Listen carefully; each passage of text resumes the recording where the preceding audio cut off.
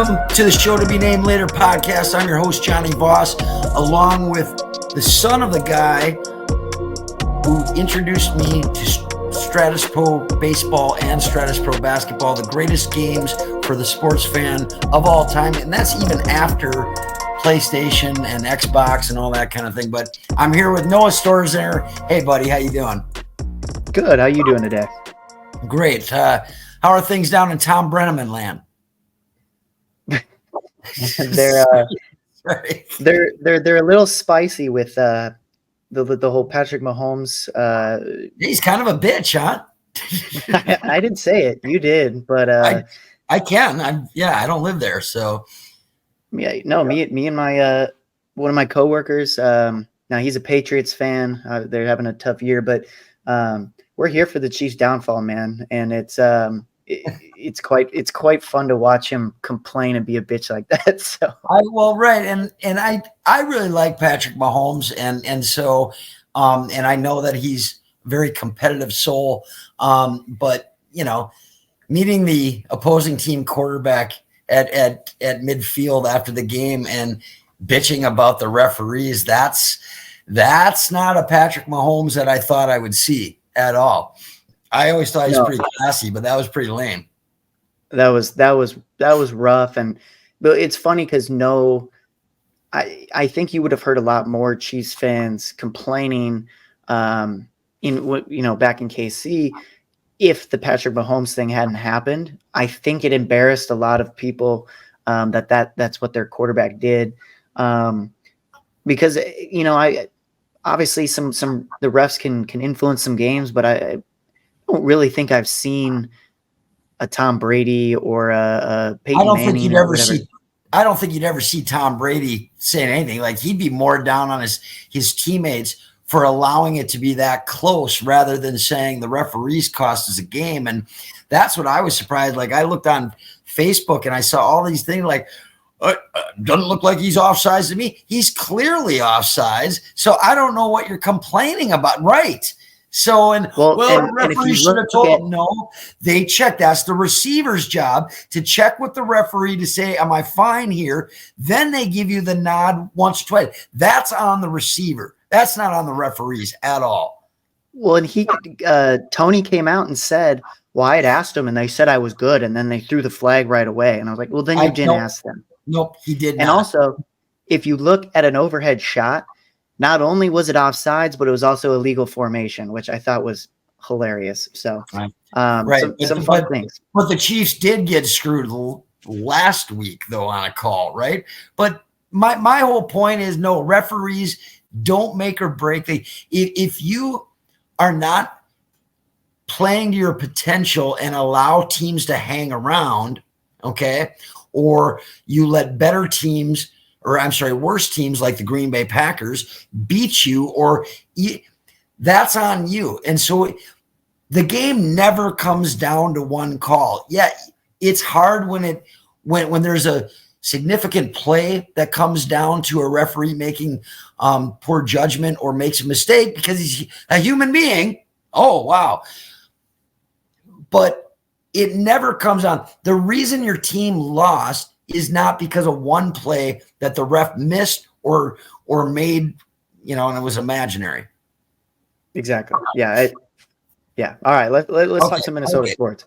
Yeah. So before we start, I want to make correction because, we don't always get it right here on the Show to Be Named Later podcast. However, as you will see, as we continue to talk, we get it right a lot of the time. Okay. But last podcast, we were talking about the Fab Five, and my mind, as I get older, doesn't always work the way it used to. And I knew that. I said it when I said it. I knew I was wrong. I said that Willie Burton of the Gophers was going to be a part of the Fab Five. It wasn't. It was Vashawn Leonard, and you probably never heard of him either. But Vashawn Leonard was from Detroit, and like, greatest story, you would hear that his senior year, he played Chris Webber in the Michigan State basketball championship. Leonard's team won. He had a chance to go to the University of Michigan, which would have made him the Fab Six. Okay, but he knew that he would his game would kind of get lost in the shuffle because it was the best recruiting class, like the freshman incoming class I've ever seen in my lifetime. So he goes to the University of Minnesota, and actually, Vashawn Leonard, unlike most Minnesota Gophers, he played in the NBA a long time and did have a nice little career. So just want to clarify that it wasn't Willie Burton, it was Vashawn Leonard.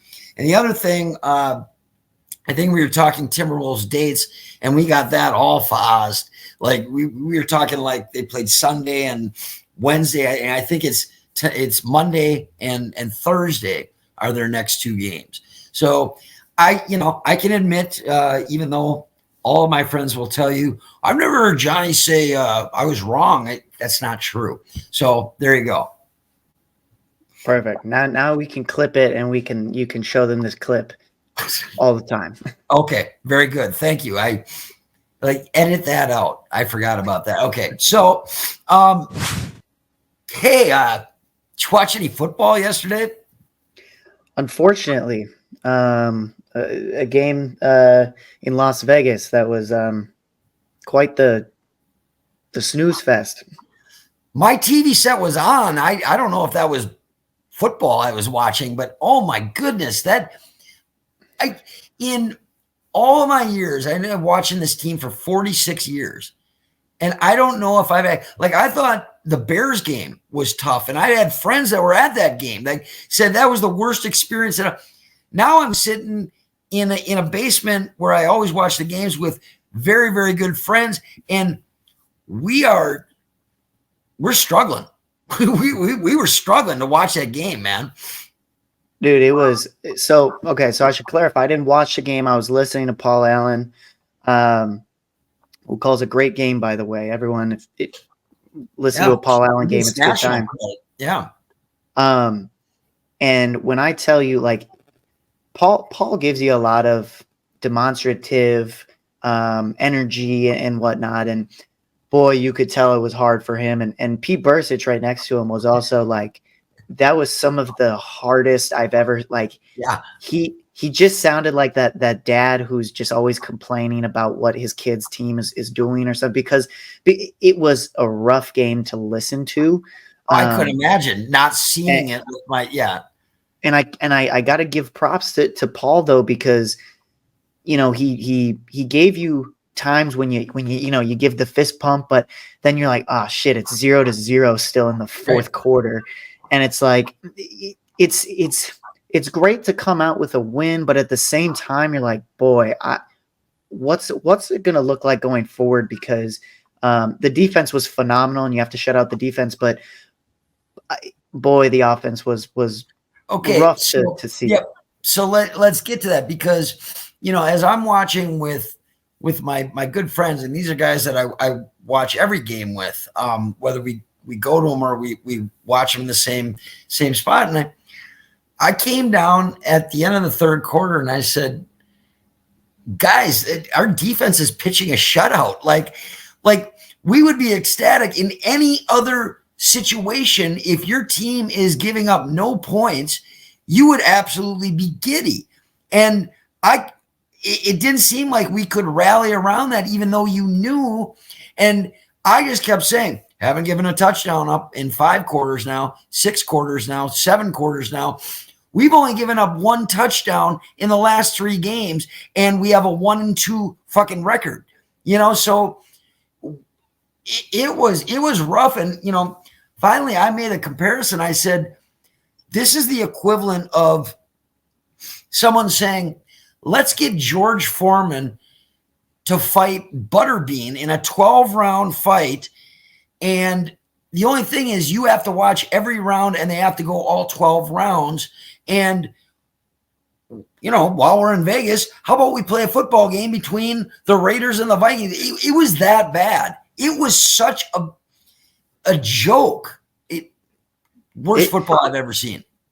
Absolutely. And it's hard to, I don't know. I mean, Kevin O'Connell gives these locker room speeches at the end of the games. I don't know if you've ever seen them. Yep. And I was really curious, one, if they were even going to put one out, because you have to give it to the defense. You have to. Well, you do, and he did, and that was about the only thing he said. But I mean, I commend him for giving a nice post game speech, but at the same time, you could tell it was hard on him. But I gotta credit him where credit is due when it comes to benching Josh Dobbs and Right throwing now, Nick yep, Mullins in there, okay. because there was a little bit of a spark to squeeze a field goal through. So let's get to that, because you know, if I have to say I was wrong on camera, then I'm going to say that we were right as well. Like, as far as the defense, I think you did ask me, well, how do you think we're going to win? Who's going to have the big game? And I said defense, right? We didn't get any turnovers for touchdowns, but I still stand by the fact that you had to start Joshua Dobbs on Sunday in Las Vegas. But once again, if you watch the last podcast, I said, what's the over under on him passing for 100 yards? You know how many he had? 7. 69 yards passing. Justin Jefferson, 2 catches for 29 yards. I said 3 for anywhere between 25 and 50. Now, had he stayed in the game, do I think he would have had more catches? Probably, but then again, not the way that Dobbs was playing in this game. And here's the deal. I think at halftime, I was talking with my friends and I said, no, I think O'Connell's going to go with him, with Dobbs again, because he hasn't turned the ball over at all. And I think that was the only factor that kept him in the game. But you got to remember, like, everyone was waiting to see how Jefferson would open his game up, and he let him out to dry, man. Like, that injury was all on Josh Dobbs, dude, and he got fucking drilled, you know? So my only thing on that was, yeah, I would have started him the second half, but I think another 3 and out, and that's when I would pull. And last podcast, I didn't say anything nice about, is it Sean Mullins? No, Nick Mullins. Right? No, Sean Mullins is Sean Mannion. Huh? Sean Mannion, I think. Sean Mullins, I think, saying, well, anyways, I didn't think that Mullins was really going to do anything. However, in an entire game of no points, nothing, like first downs, anything, Mullins comes right in and leads the team right down the field, at least to get within field goal range. And so my question for you is, would you have pulled Dobbs earlier if you were the coach? I think the hard part, and you called me at halftime and we talked a little bit, was a lot of the stuff that Dobbs was doing was not necessarily his fault. Protection wasn't great. Terrible. Minus his passing just wasn't very crisp, but a lot of it, he didn't turn the ball over. But yeah, I mean, 1 billion 3 and outs. 6 drop passes. Your boy Osborne had 3 motherfucking drop passes, and they're right in their hands. And he got benched. Did you see that? Yeah. Yep. Jalen Naylor came in and then got hurt. Yes. So we can talk about that in a second, but you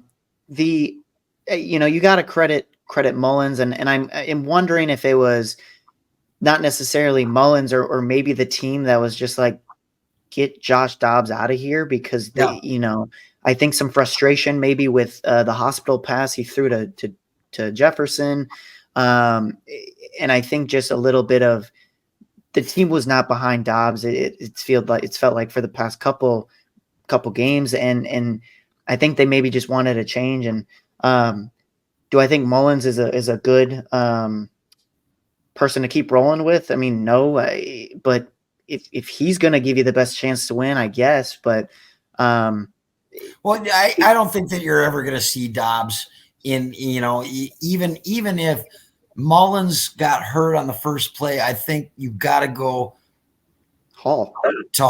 I don't know if that'll happen. But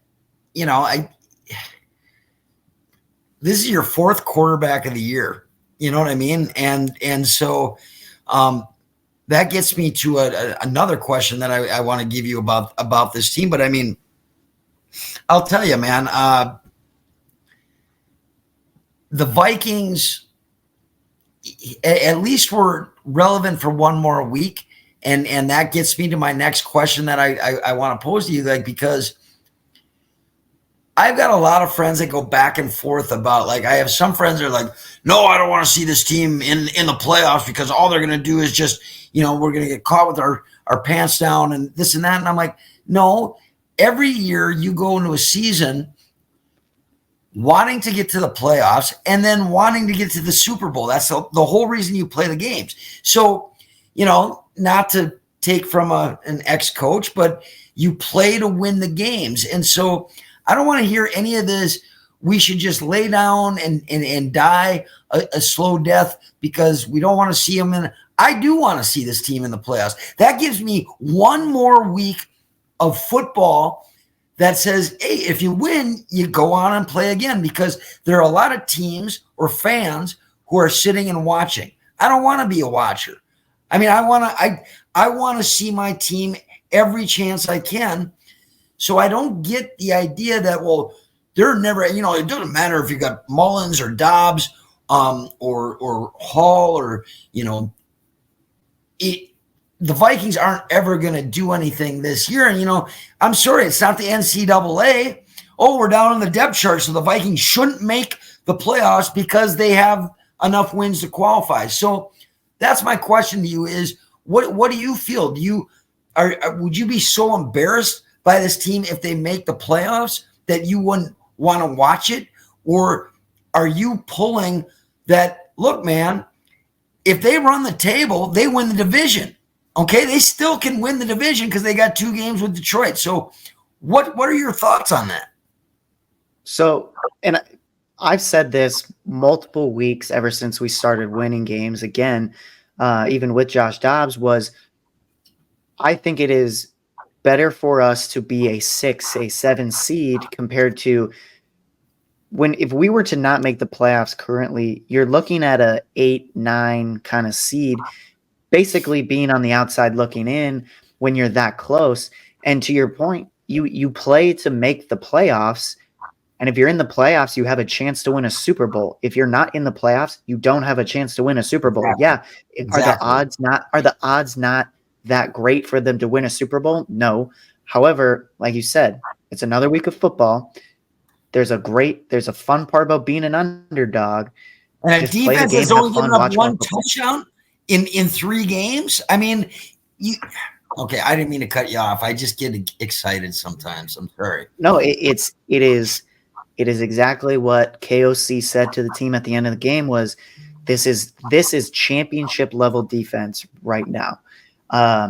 If the offense, I mean, we still got football left to play. If the offense can somehow find somewhat of a groove, this team is still a weapon just with the defense. The fact that we have not given up a touchdown in however many quarters, granted, I mean, we haven't played amazing competition. However, to not give up 1 fucking touchdown is in the NFL, right? Crazy. Right.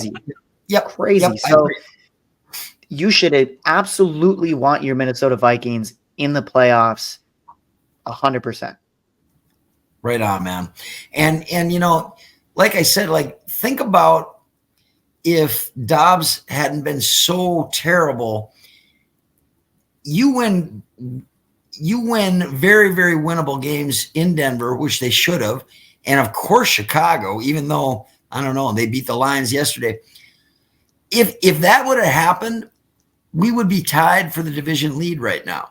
And that's what I'm saying is that you have an opportunity. Now, next week, Golden Boy Browning, ex-Minnesota backup forever, he's actually playing pretty good in Cincinnati right now. And so they put 34 points up against the Colts team that's probably better than the Raiders. But, next week's not going to be a 3-2 slugfest. You know what I mean? It's so what's your prediction then? You got 4 games left, all very winnable games, especially the way Detroit's playing right now. What do you say the Vikings do in the next 4 games? You got Cincinnati, the Lions, the Packers, and then the Lions again. Is it feasible to think that they're going to win 3 of those 4 games? So my pick with my guess right now is I'm going with a 50-50. I'm going 2-2. They're definitely it'd be amazing if you went 4-0. But it doesn't seem feasible to me right now. Is 9-8 is that good enough to get you in the playoffs? I think with the way the NFC's been playing, I mean, the Vikings got everything they wanted yesterday. They got a win. I mean, the Rams Seahawks, lost. Lions, Rams. I mean, everyone lost that needed to lose. So they the did their WNBA job. South we don't have to worry about. So it's but it's I think there's a scenario where they take 3. You'd have to think they lose at least 1 to the Lions. I mean, especially I don't want to think like that. The Lions have They're pretenders. They're paper lions. And I said that at the beginning of the year, if you remember. Right. And what are we? It's Green Bay at home, right? Yes, on New Year's Eve. Okay. Yep. To me, that's a win. I think they beat the Lions. I don't know. 2-2 is my guess right now, but 3-1 would be obviously amazing. Okay, and just to piggyback on what we were talking about why I don't care, man. I want this team to keep winning if they can, and shit, I'll sit through another 3 really, really hard games to watch if it means they still win. I don't care, but you don't know in football. I mean, like it wasn't that long ago that Philadelphia looked unbeatable and that they were going to dance their way to the Super Bowl. Not so anymore. The Vikings beat San Francisco and you went, oh, the Niners look like they're now headed down. Now they look like the favorite. Dallas, fuck off. I'm not even going to give them. I'm not even going to talk about them because they don't deserve to be talked about that they finally beat a winning team. Who cares? The Packers, you were ready to write off, are suddenly way in the mix. My buddy even said, oh, Chicago. No, you don't worry about the Chicago Bears. They're not in any kind of playoff picture. But that's what I'm saying. And like we always talk about, you get hot at the right time. It doesn't matter if it's baseball or football or basketball. It doesn't matter. If you're clicking, keep going. And that's what I got to say on that. Yeah. Now, I think it's fully dependent. I don't want to say fully dependent, but you got to wonder what they go with at quarterback now. Could be because you've kind of taken Dobbs out of the equation, right? Which leaves you Mullins and Hall. I mean, is Mullins the guy you roll with? Yeah, they're going to go with Mullins, I think. And but what they're concerned about now, they haven't named the starter yet, but apparently that's because KOC likes to talk to both quarterbacks first, and then they're going to make, he doesn't go public and then go, oh, by the way, you're fucked. But, as far as Mullins goes, one of the reasons why people thought that they didn't name a starter yet was because the offensive line is so shitty right now that Mullins, who's also banged up, might not be mobile enough or agile enough to take the punishment that offensive line is going to serve up to him. So obviously it's not Dobbs, and I don't care. Like as of right now, Jefferson is, I believe, hopeful to play on Sunday. They think he is gonna. But however, that doesn't mean that Dobbs is going to be any better And so you say, well, you're going to play him because he can move out of the pocket. He hadn't been doing that, and he's been making really bad choices, hasn't been getting any help from his wide receivers. So then I would lean towards, I think I'd lean towards the rookie because he is still mobile. But then again, you don't hand that to him when he's only had one drive in his career, So I think Mullins is the obvious choice right now. And does that mean that you reshuffle the deck if he sucks by halftime? I don't know. Yeah, I think it's an interesting situation to be in, especially with you have options, right? I mean, you've got again, if Mullins sucks, yeah, you can go with Hall. I think to your point with the O-line, I think maybe that's been a little bit of the caution with Hall is, I mean, the guy's coming off a pretty bad concussion. I mean, he's going to get some big hits again with the O-line. So with Mullins, I think he's got a better arm than Dobbs did. So I think that opens the door a little bit for Jefferson. Hopefully he throws some better passes. Mullins looked a lot more comfortable in the pocket than Dobbs ever did. And obviously it was only one drive, but still, man, it's the only drive that got us any points on the deal. But okay, shoot, man, I got so much to say. How about, though, why does O'Connell get so cute? I was stating at the end of the game, don't even kick the field goal, okay? Just run a play, and then they have no timeouts. That pooch kick could have gone tragically wrong. You have a kicker. How many times have they practiced the kicker taking a direct snap? Okay, that's number one. Then the pooch kick was incredibly returnable. Those are one of those like, wait, I didn't know the game. And now the band's on the field. I don't understand why you get so cute. Or did anyone else catch that? No, like it's he's been cute for the past a lot of games where you're like, what the hell was that? A lot of people are just still comparing him to University of Minnesota's coach. And it's interesting because I'm wondering if it's the past quarterback in him that thinks some of this is going to catch people off guard or whatnot. But there are a lot of plays. Call in a school of dumb calls. That was absolutely, I just didn't get it. Okay.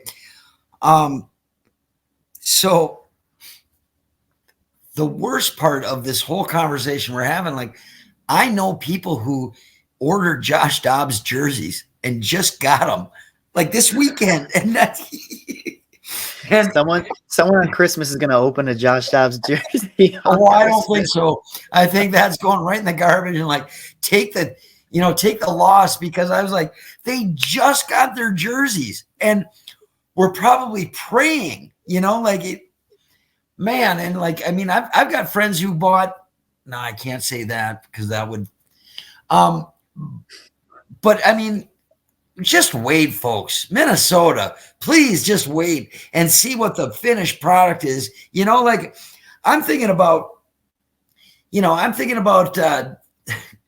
Jeannie, the Vikings are playing there in Las Vegas. Like I'm thinking of like folks thinking that like 6 months ago or 5 months ago and going, boy, that's going to be a great time. We're going to go ahead there right out of White Bear Lake there and go to Las Vegas and watch the Vikings. And it's going to be, and you would think it was going to be this great time. And like, can you imagine like these folks spending all their Christmas money to go to this Vikings game in Vegas and then probably being so depressed after like pissing away their mortgage right after the game, like at the craps tables, because what would you do except, like that was such a bad game.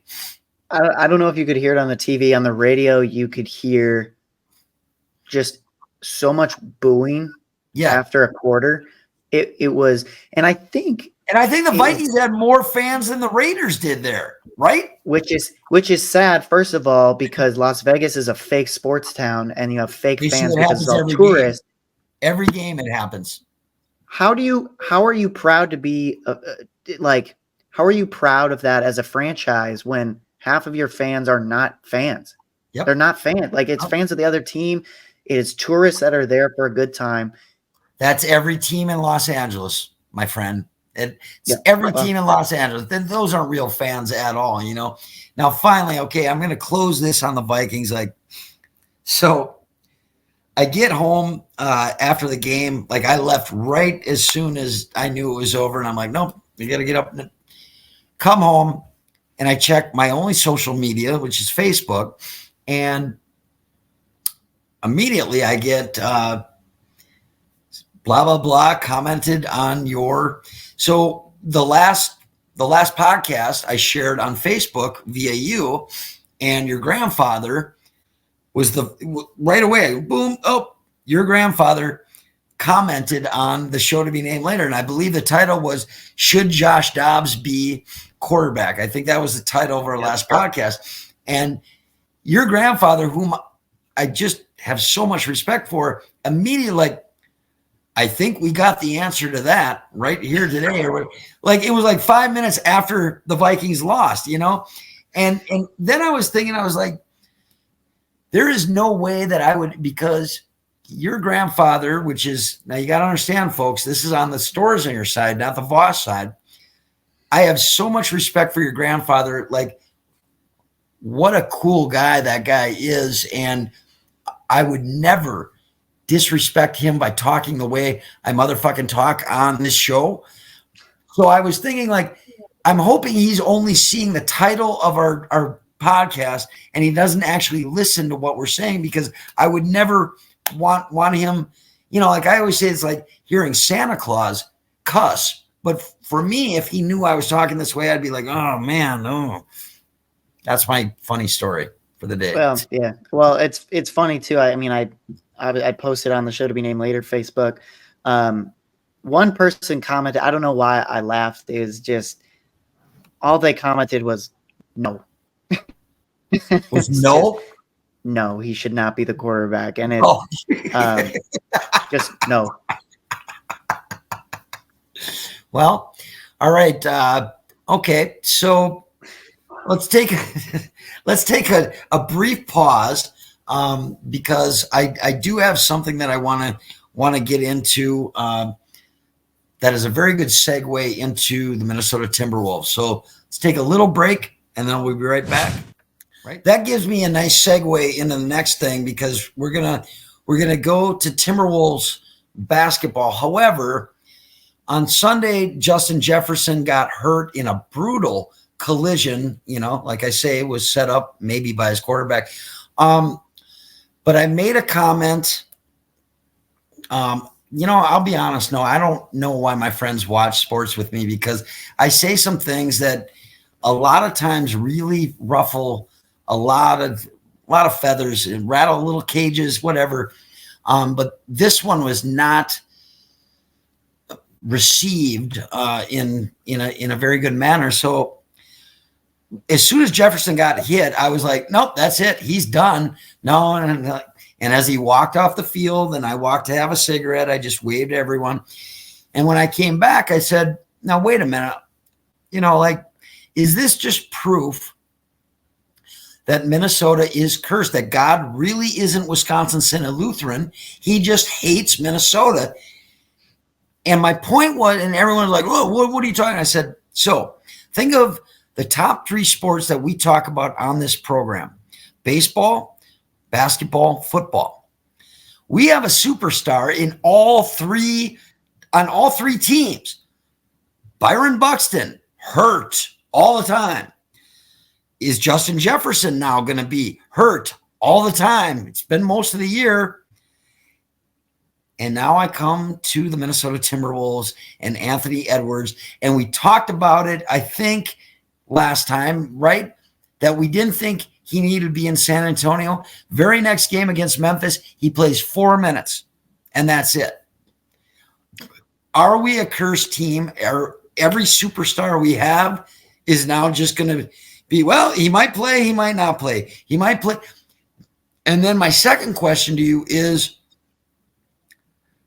what kind of year do you think Edward, is he going to be always in this day-to-day questionable? Yes, he should play. He's not 100%, but he still wants to play. What are your thoughts on this? Because I'm pissed.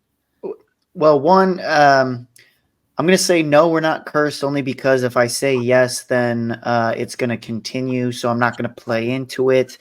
Just some bad luck, and we'll leave it at that. We should be lucky we have these stars in the first place. Well played. And you've been to Haiti, so nicely done. I have not, but I'm sorry. Okay. Micah was, yeah. But with Edwards, that's an interesting point, because I think, he's always had some knee issues, never really ending up on the injury report, but there are times when you're like, his knees just aren't feeling it, or second game of back-to-back, you're like, he's not where he should be. It's been a little different this year. This guy before the injury was putting up MVP numbers. He was on the MVP ranking list. He's been as high as 5 before. This injury is I know I downplayed it, the San Antonio game. I didn't get to see much of it. I was out Friday, so I actually didn't get to watch the Grizzlies game. But he played 4 minutes, and that was it. And I think even Peterson, did we talk about that? That it was saying, like, why should he be out there? Yeah, and I think the hard part with this injury is, I'm not super familiar with a hip pointer, but it's not very like painful, very painful. But from what I know, it's not like he didn't break his ankle. He didn't tear a groin, do a hamstring that can always kind of flare. I think this is a little different now. Obviously, I think he just came back too quick, I guess. And that's the hard thing with Ant, is this guy he wants to play. So I think he downplays a lot of his injuries, and I don't know if the training staff is really ready to kind of tell him no, maybe, especially with the pedigree that he's kind of earning. It's probably pretty hard to say no to, and I'm not comparing them, but probably pretty hard to say no to a LeBron or a Kevin Durant or a whatever. So I think he's earning that, but I think at the same time he's hurting himself. So it'll be interesting to see moving forward what that looks like. Does he play today? So he's questionable. I believe tonight. Do you play him? Yes or no? And like you say, we referred to the gauntlet that they've got coming up. I think the next 16, not 11 games, like the next 16 are all above 500. So obviously that's going to be a grind. You're going to need him for some of those games. So is New Orleans, we beat them twice without Zion. I think Zion's playing tonight, right? He is. And he's, good for him. Oh, what a great guy. Good for him. He's playing right. Wait, is he in Good Burger too? No, I'm okay. He is fat. Yeah. So would you play Edwards? Obviously we're not privy to knowing what they know. But even the San Antonio game, we didn't know what they knew. And you and I were like, I don't know, maybe take another couple days. Now, I think when I look at the schedule coming up, I think New Orleans is probably, I know like Jim Peterson talks about New Orleans a lot being a scary team. Personally, I think this is probably one of the easier games in the gauntlet right now. So, I think I would give him a game that scares me. I agree with you on that. So I think you give him a rest. I don't know if you saw, J-Mac and Jordan or Jaden McDaniels are also questionable. So they could return too. So McDaniels, I think just started practicing with them this week, it's Monday. So I don't think that we're going to see him I probably not this week. I don't think. Maybe I don't know. We have Monday. We have Thursday, and then is it a Sunday game? I don't know off the top of my head. Okay, I don't think we're going to see McDaniel this week. Yeah, and personally, I mean, I think a lot of fans would probably be frustrated with it, but at this point, I understand you're going through a lot of tough games, but I'd almost rather we've seen Edwards. I mean, I'd almost rather them come back fully healthy at this point. Right, right. I think we've seen some guys step up. I mean, hell, Shake Milton looked kind of nice against Memphis the other day, but 17 points is the most he scored all year combined. Right. So I was going to say, and comparably with the Wolves and the Vikings, I'm like, we got KJ Osborne and his counterpart, like in a bizarro world, like on the Wolves, Shake Milton, right? It's like Alexander Madison was what D'Angelo Russell was. He was necessary, but you hated having him in the game. You know what I mean? Like, you got the comparison of Jefferson and now Edwards. Hopefully it's not going to be like that. Now, you brought up Memphis. Supposedly they thought we punked them by beating. Who the fuck are the Memphis Grizzlies thinking that they are even in the same conversation with the Wolves right now? And they said, we got lucky beating them the first time. Did we get lucky beating your ass by 20 the second time? I'm sorry, I'm new to this. What happened? So Jim Peterson was talking with Mr. Grady during the Memphis game, and he said that the Memphis's coach came out and said the last time they got lucky, they caught us by surprise. They punked us by being able, because that was a game that we should have wholeheartedly win. It's going to be different this time. And I'm like, out of the next 16 games or 17 games, Memphis was not one I was concerned about at all. Now their coach is kind of a dipshit. Like I respect a little bit, but man, that guy comes out. It feels like after every game and just complains about the referees. Right. And I mean, maybe play better. I don't know. Like it's your team's kind of embarrassing right now. You got Marcus Smart on the bench. The last Wolves game, clapping at his team, telling everyone that this is embarrassing. So I don't know if we punked you that time. You just played like shit. Thank you. And I still think, and like, I don't know, round 2 wasn't, you know what I mean? So I was just surprised by that. Now, we did talk about how the show to be named later does get it right every once in a while. And, with the Vikings game, I think we got a lot of things right on that, on what our forecasts were. Another one we talked about, and I know it's fashionable, right? It's amongst Timberwolves fans to talk this way, but Mr. Grady and Mr. Peterson were talking about perhaps a Frenchman being an MVP possibility.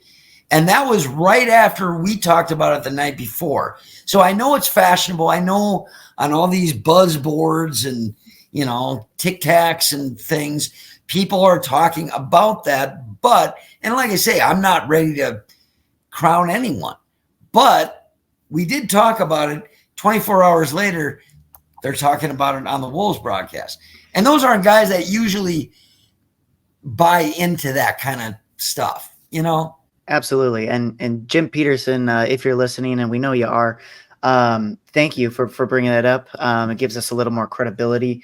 But no, like there's a lot of things that I hope some of the listeners can give us a little more clout just with how often we've kind of been right recently. And I'm not going to say we are going to be for forever, but it's been a lot of predictions we were right on. And I mean, you brought up the who's going to lose first, Minnesota Wild or Timberwolves. That was my next one. Yep. I also said they'd lose to Edmonton, and what did they do? Now they beat Seattle, they lost to Vancouver, but and they scored as many goals as the Vikings got fucking points yesterday. So Wow, that's a good time to be alive. I was going to bring that up. It seems like the Wild are kind of back to reality right now. We'll see what happens that way. But my friend Marty just texted me. He said,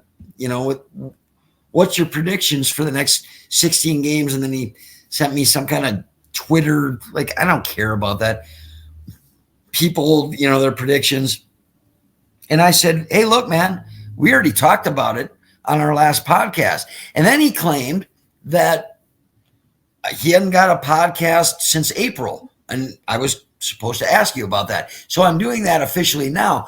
My point is that I need to know what you're thinking. Next week, we got New Orleans, we got Dallas, and what's the third one? I'm looking that up right now. Indiana. Ooh. Indiana, which is a very good team. Very good team. Yeah. What do you say next 3 games? So I know Dallas supposedly will not have Kyrie Irving.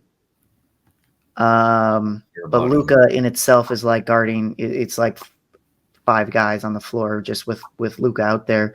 Yeah, but he ain't never seen no defense like this, motherfucker. You know what I mean?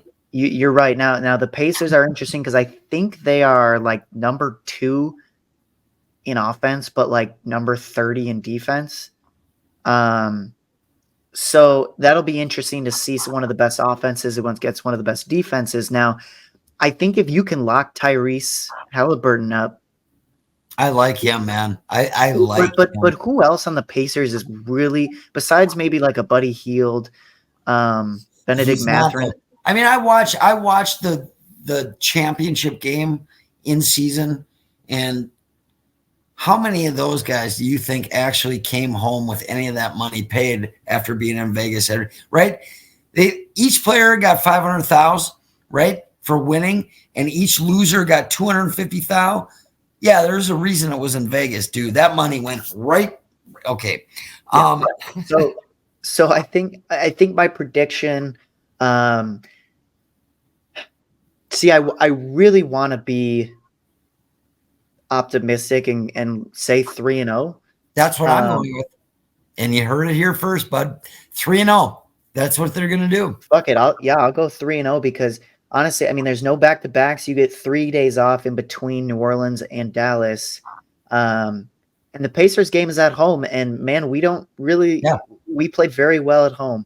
Especially if they win the next 2 games, it's going to be loud because, Halliburton's getting a lot of hype right now, dude. And that guy I like his game, man. But so I would pay to go watch that guy play. However, if the Wolves are 19-4, I'm going to go watch the Wolves play over that motherfucker, Well, even if they're 18-5, you're going to go watch the Wolves play. But it's now, I think you'll probably, it'll be almost like when LeBron comes and you'll see a lot of Pacer fans there, which will be interesting. But, man, I don't, it's fun to look at a schedule with some hard teams and say, I think we're going to win every one of those games. When have we ever done that before? Right. But it's like the Vikings.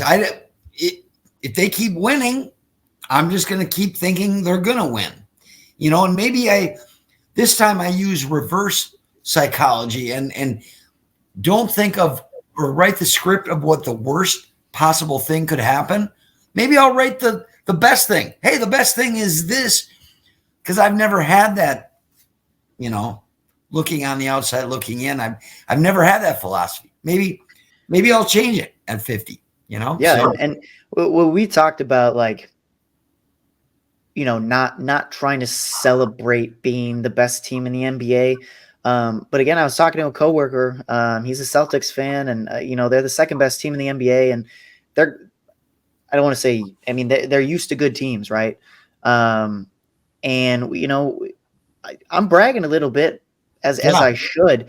But I was telling him, man, we are not we are not used to this at all, Because right? Like, you got guys like Naz Reid is maybe now going to be in a top 5 of like all-time favorite Minnesota Timberwolves.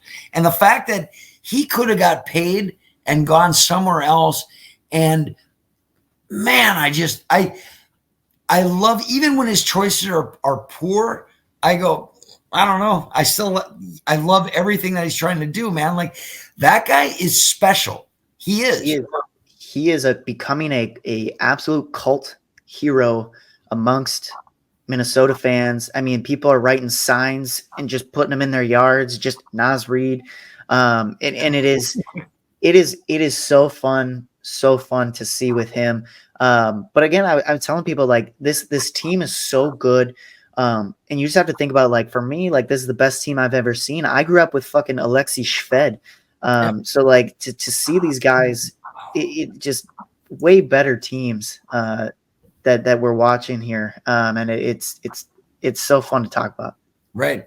I didn't think I'd hear Alexei Shved's name tonight, like I pulled that one out earlier today. Luke Ridnour, Nikola Ridnour was the best guy you could cheer for, man. Like, man, I remember being at those games and like Ricky Rubio would finally make a jump shot and I would stand up and go, he got one. And like, everyone was like, what's your deal, dude? And I'm like, I never saw that. Like, all right. All right. So I need you to fill me in on something, like, because I didn't know it until yesterday. So big baseball news, free agent deal. Ohtani goes to the LA Dodgers, which, you probably thought that was going to happen. $700 million for 10 years, right? Yep. I said for how many weeks, maybe not here, but elsewhere, I'm like, whatever he gets, he might be the first player that I would go, yep, he deserves it. You're getting a 2-for-1 in this player, and he's dominating both sides. Now, I hear the amount, and, it's a monumental. You might not see a contract like that again for 10 years. Maybe you will, but probably not. But then I just found out yesterday that he had surgery and he isn't going to pitch next year, right? I didn't know that. And now I got to take that back because I was like, now, wait a minute. If that were to go the way that a lot of times it does in sports, where your body starts breaking down because you're doing things that nobody else has ever done in the history of sports, are you getting what you paid for? Because maybe you don't pitch next year, maybe you don't pitch the year after that. And then maybe he's focusing on batting titles or home run titles, but maybe I don't want to pitch no more. Then that contract is not what it was set up to be, right? And are you ready for a curveball? Okay. It was just announced today. The details of Ohtani's contract. So he is there is a number of $1 million that is actually deferred. So what that means is, and it was just come out today, for the next 10 years, okay, guess his annual salary will be the same, but guess what the amount is for the next 10 years? You mean you're never a year or what? So his annual salary for the next 10 years, they're deferring money past the contract date. So it's a 10-year deal that he's making an X amount of money, and then after the 10 years, the money is deferred. So he could technically not be on the Dodgers anymore. They're still on the line for the next. It's essentially like a 20-year deal, if that makes sense. It's the first time this has ever happened. But I want to. Well, wait a minute, though. What the New York Mets, Bobby Bonilla, he's still getting paid, right? Well, to this day, he hasn't played in 20 fucking years, and he's still getting paid. So that's because he was the length of his contract essentially. Now they worked some out, but this is the first time a contract has been agreed upon for an active player to play, the X amount of years for an X amount of money. And then when your contract is essentially done, the rest of that money is going to be paid to you. So essentially, like when the Orioles are still paying Chris Davis, right? Yep. They still owe him all this money.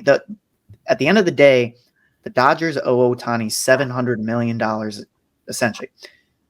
However, they can basically choose when they want to pay him this amount of money. So for the next 10 years, I want you to guess what his annual salary is going to be. 100 mil. 100 mil a year. You're going to shit your pants. 7 years. That gives you 7 years of baseball, right? Like, he is going to make $2 million. Wait, what? Ohtani is going to make $2 million for the next 10 years. And then all the rest of that money that the Dodgers owe him over the next 10 years, they will pay him that amount of money. So you're saying he's only going to make 2 mil every year for the next 10 years. That means 20 mil. And then if he is living in the Fiji Islands after that contract, they have to pay him the remaining. What is that? That's 600 and yeah, right. Yeah, right. Yes. So but when does he get that money? Like when? So he essentially signed a 20-year contract to be paid for 20 years. So out of the next 20 years, he will make $700 million. They deferred all of the rest of that money for years 11 through 20. So for years 1 through 10, the Dodgers only $2 million counts towards their payroll. So they're going to have Ohtani on their team and have I got you now. Now it's all $1 billion to sign on other people because the one guy that was supposed to be $50 million a year. Is that fucking legal? Is that legal? That sounds made up. It's an absolute robbery for MLB. And some people are like, well, it's bad for the sport or it's good for the sport. But now if they found a loophole, like, okay, if the Minnesota Twins pulled some shit like that, which they wouldn't, because how long have you lived in this state? Like, no one would even be thinking in that category. But if the Twins did pull some shit like that out, and then they were able to sign 5 other really, really good ball players that are going to help you win, wouldn't you? I mean, but what are the Dodgers doing anyways? Because if you can't win with Freeman and Betts and Ohtani, fuck off. So what do you need more guys? Darryl Strawberry's coming back to the Dodgers. Fuck you. They have so much money to spend on guys like Yamamoto, who's coming over, who's really good. They could sign whoever the hell they want and buy a championship.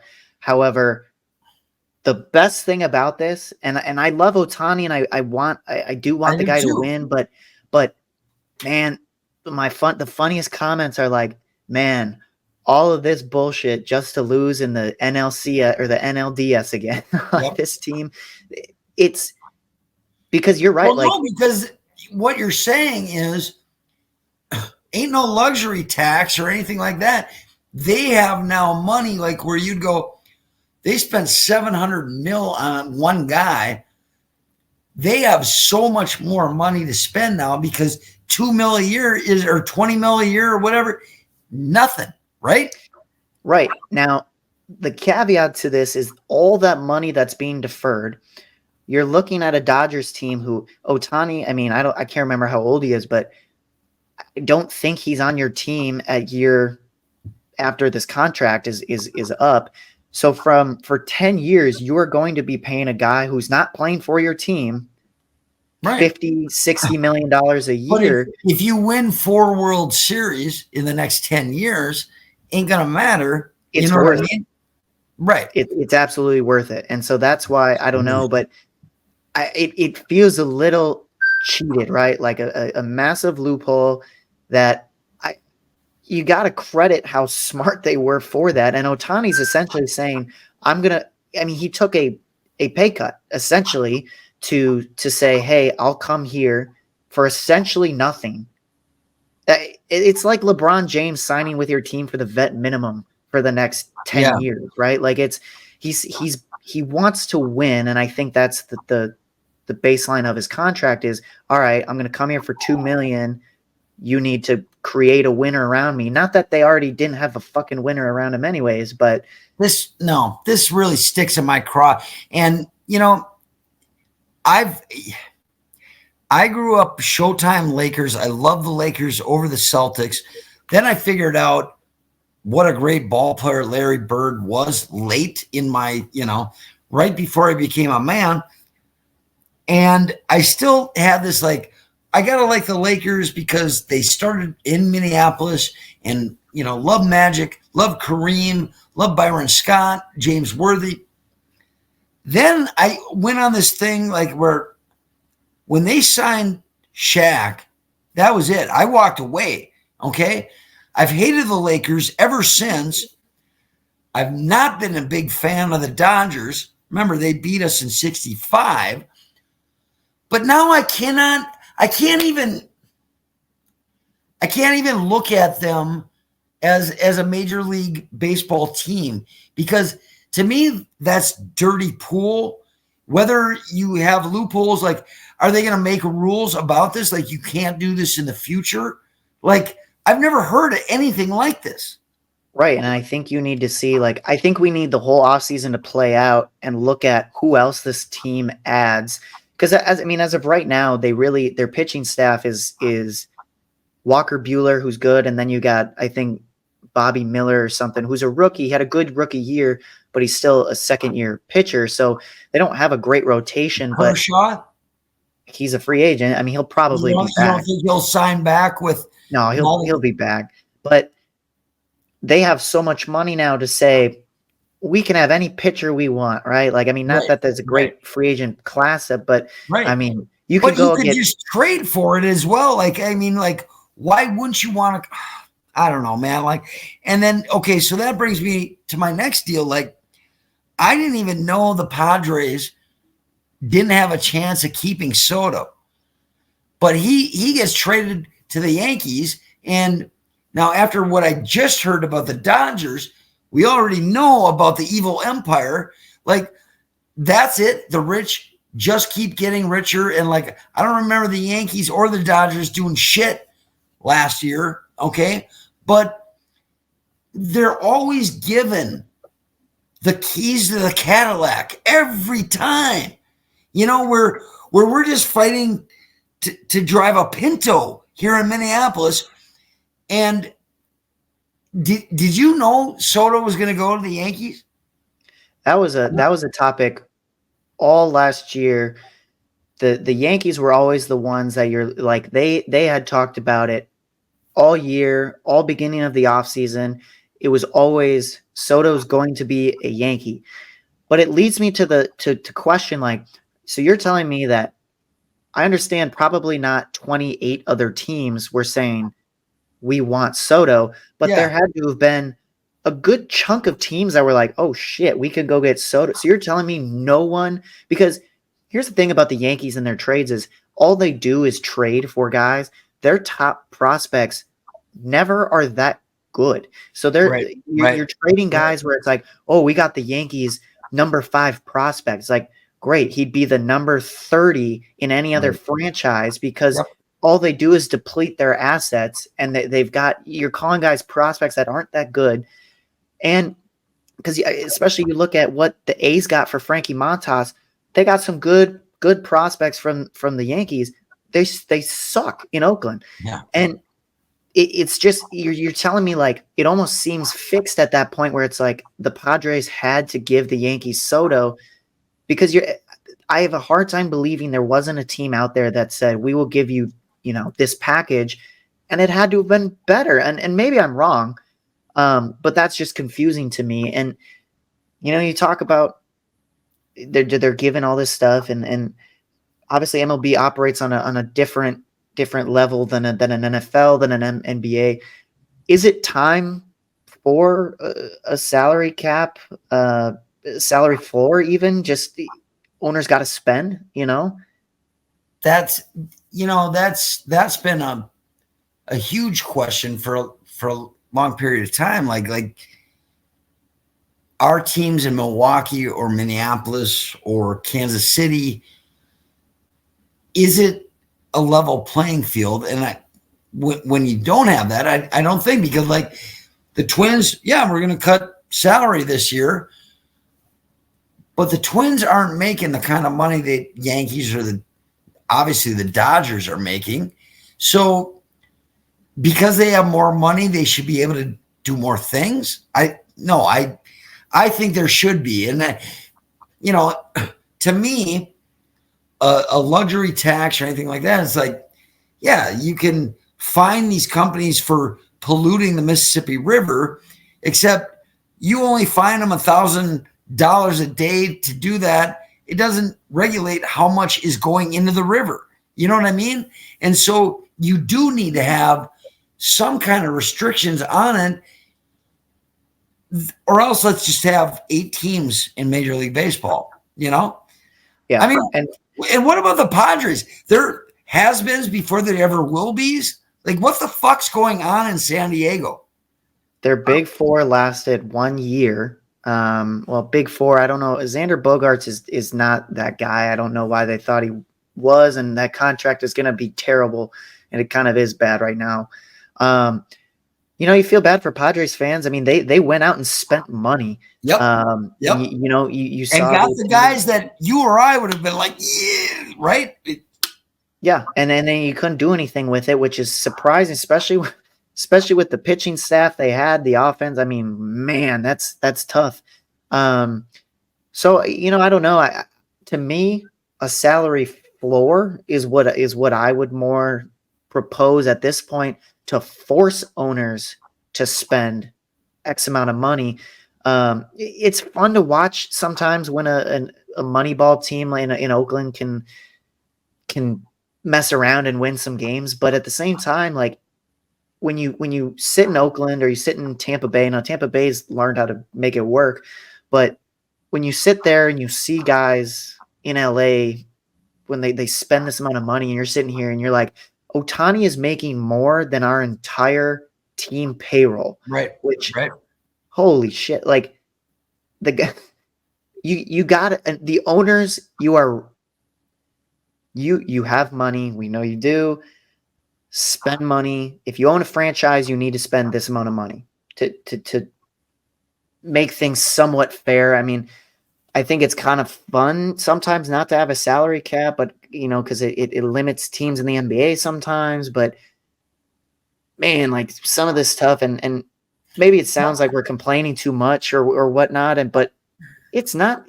I don't know. Sometimes it's not fun. All right, let me ask you a question. So, I brought up Status Pro Baseball, which was all manual. You had to take stats yourself and blah, blah, blah. You get into the gaming deals where you build a franchise and blah. Right? Is that right? Yeah. Okay. So when you are in that, I don't know, is it general manager mode or owner mode, or do you have restrictions? Like, because you can adjust the details of the game, right? So my question is, do you have any kind of salary cap restrictions, the amount of money you can spend as an owner of a team when you play those deals? Because that's going to be telling what your answer is right now. Well, yeah. So if I'm rebuilding or building a team in MLB The Show, for example, all of that mode will give you the legit team salaries or team budgets for each team. So for the Twins, it's a pretty accurate, I don't know the number off the top of my head, but like Oakland, for example, it's like, yeah, you only have 60 million compared to if I go to build a team in New York, I have 250 million to spend. So do you ever manipulate those? Because you can in the game settings. That's my question. Like, do you ever manipulate it so you go, you know what? I want to win a world championship with the Kansas City Royals, even though they have nobody on their roster. And but if I can spend all the money I want, does that make me a good manager or owner, whatever, And that's my question. Now, so I've never adjusted it only because I enjoy realistic the competition. So I like to see, can I do it? Like, for example, like the hardest thing to do is to take the Oakland Athletics to a World Series in the game, because you have no money to spend. So you're essentially building through the draft, and it's okay. Can I do it? And obviously that's a challenge. Now, yeah, I could go in and I could take off the salary cap and just spend my way to the top, but that's also not fun. But it is easier in a game to win a World Series as the Oakland Athletics than it is in real life. So to me, I'm hearing that you're saying, because of the way that you played, and you played honestly, there should be restrictions within Major League Baseball when there never has been. I'm wondering, because now you're going to make me, now I got to go try it, like I got to go add a restriction. And I guess I want to see, because I have, for example, gone and done NBA 2K, and I've turned off the salary cap, and you watch teams build. It's like the Clippers right now. If you had everyone in their prime, you've got 5 max contracts. Like it's crazy. So now I kind of have to go try that. I do some research there. Well, and this is what's cool about this whole thing, is being able to throw things, and they stick, and we're here to educate people. You know what I mean? I'm wondering if Edwards is going to play tonight. It's a Monday night for folks that don't know when we're doing this. I think he might play tonight. Honestly, I wouldn't put it past him with how competitive that guy is. Every time he moves, I'm going to clench a little bit. Hopefully nothing comes out, but we'll see what happens. The game's on soon, so. Yeah. So, I see we're going over, maybe our limit as far as time. I see the Fat Boys, the New Orleans Pelicans, are taking the court. So, I think it's good time to cut it off. Yep. All right. For Noah Stoerzinger, I'm Jonny Voss. Show to Me Name Later podcast. Thanks for joining. See you next time.